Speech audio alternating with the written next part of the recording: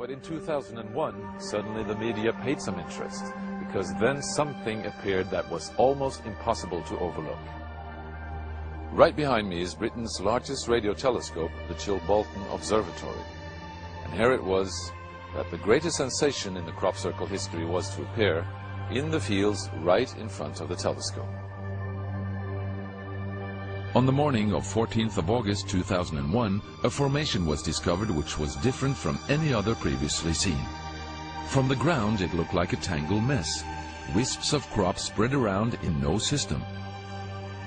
However, in the evening, with growing shadows, a picture appeared, unmistakably that of a face.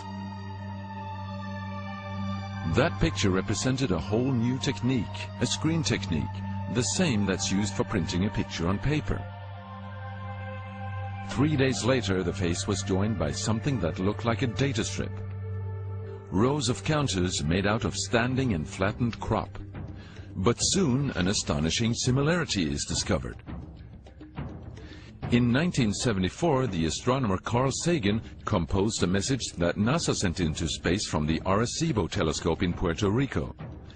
Binary figures which constituted a graphic code presenting key factors about humans and the planet we live on. 27 years later, an identical pattern appears in a crop field right in front of a similar radio telescope. However, on closer inspection, it seemed to show that the code contained some fundamental differences. Sagan's message explained our calculation system, the dominant chemical substances within the elements that create life on Earth, about our DNA code, humans' height and quantity, and that we live on the third planet in our solar system, and lastly, a sketch of our radio telescope. The message received described the same calculation system, but that silicon is most dominant in life forms in contrast to carbon. The drawing also clearly shows a humanoid figure with large head in relation to its body. It's also explained that they have an extra string in their DNA, are approximately 4 feet tall, inhabit the third, fourth and fifth planets in their solar system, and have a population of around 21.3 billion. Underneath, the telescope has been replaced by something more complex. 1 year earlier, a strange crop circle had appeared in the same place. Is this the same illustration as in the sender's code? Is this the correspondent's radio telescope?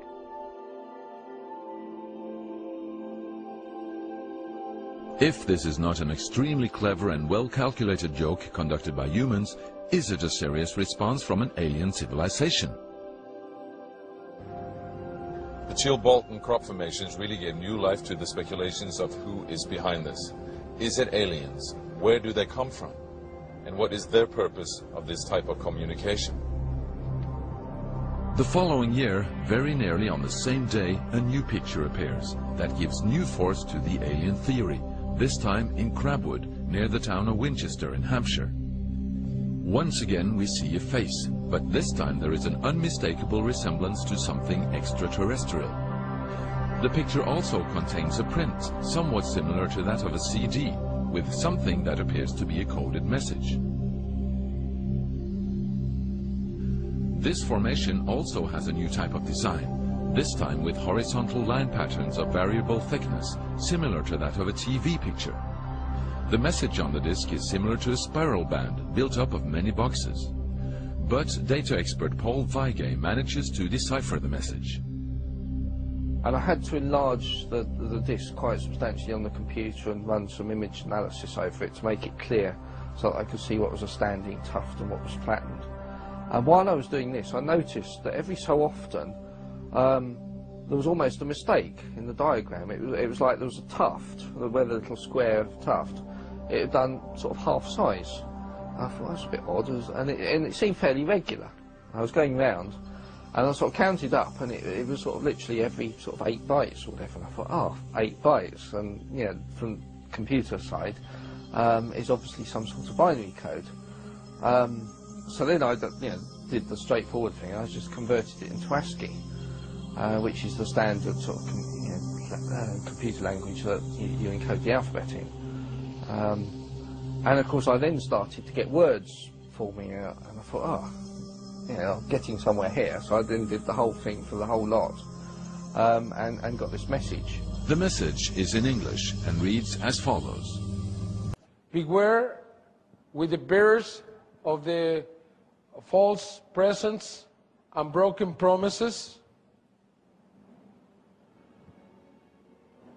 Much pain, but still time. And this is very important. You will see why. Believe there is still good out there. I think it's the most important phrase in the message. We oppose deceive, and the conduit is closing. That's what this message says.